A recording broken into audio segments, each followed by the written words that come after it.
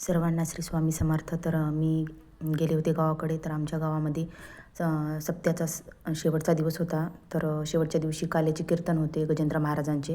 तर त्याच्यासाठीच मी गेले होते गावाकडे, कारण की 7 दिवस मला जाता आले नाही, कारण मी आता हातगावला राहायला आले ना, त्याच्यामुळं होत नव्हतं. तर खूप सुंदर असं काल्याचं कीर्तन चालू होतं.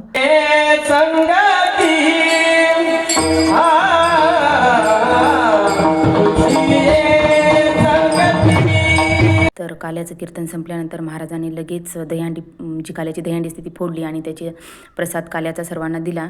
आणि त्याच्यानंतर लगेच महाप्रसादाची पण सोय केली होती शाळेमध्ये. मग तिथं जाऊन आम्ही महाप्रसाद घेतला. त्याच्यानंतर माझ्या 2 नंदनबाई आल्या होत्या, जे की काल्याच्या कीर्तनासाठी आल्या होत्या. मग त्यांची पण भेट झाली. आणि नंतर मग माझ्या पुतणीच्या मुलीचे, म्हणजेच माझ्या नातीचे होते बोरनान, तो कार्यक्रम होता. तर मग नंतर मी घरी गेले. तर अशी छोटीशी मी रांगोळी काढली होती आणि तिने अशी पूर्ण तयारी केली होती माझ्या पुतणीने. खूप छान अशी तयारी केली होती. मग थोडंसं नातीसोबत खेळले. अशी खूपच शांत आणि गोड आहे नात आमची, हे बघू शकता.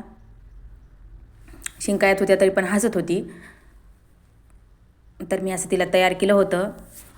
आणि नंतर मग बोरनांचा कार्यक्रम लगेच आटपून मी परत हातगावला यायचं होतं, म्हणून मी लवकर आली. तर घरी आल्यानंतर मी गेले होते आमच्या अक्कासोबत हळदी कुंकाला.